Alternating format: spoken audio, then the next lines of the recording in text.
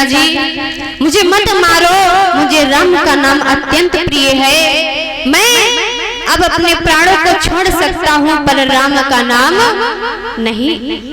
इतने शब्द सुने हैं, प्रहलाद को लेकर के आज हिरण्यकश्यप चला है, कयाधु के पास में पहुंचा तो कहने लगा, देख कयाधु, ये जो तेरा लाला प्रहलाद है ये हमारे वैरी का नाम ले रहा है, इससे कहो कि राम का नाम छोड़ दे, अन्यथा तू इसे जहर दे करके मार दे।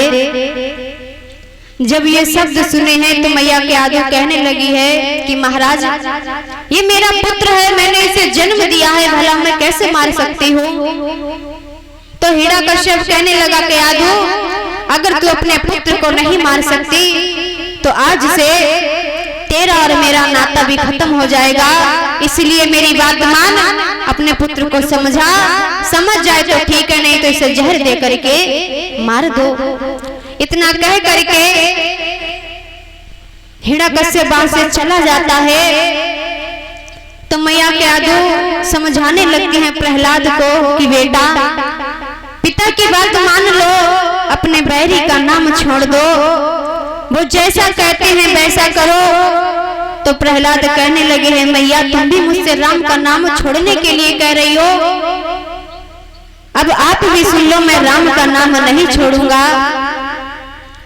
जब मैया कयाधु ने अपने बालक की जिद को देखा है तो समझ गई ये नहीं मानेगा, लेकिन मैं अपने बालक को जहर कैसे दे सकती हूँ, ये मेरा एक ही बालक है। और परीक्षित महाराज बताया गया है कि जिस स्त्री के बालक नहीं होते उससे मैया से पूछो कि मां की ममता क्या होती है, और ये पांच लुगाई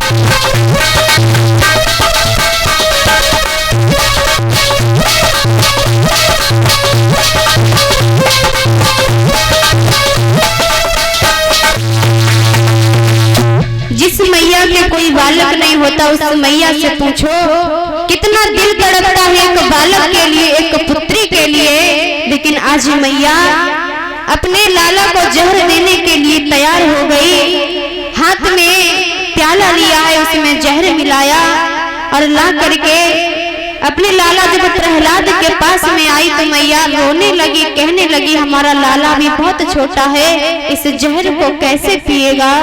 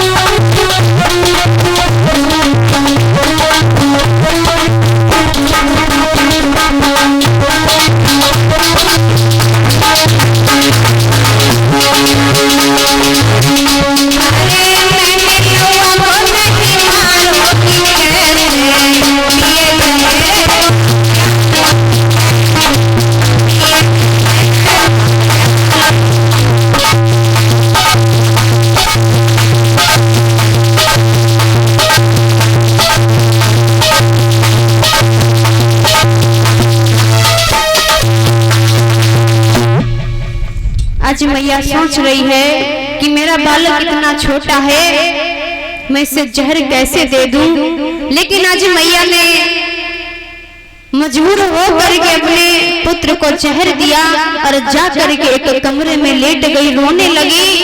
इधर प्रहलाद ने जब उस जहर को उठाया, प्रभु का नाम लिया, नेत्रों को बंद कर लिया।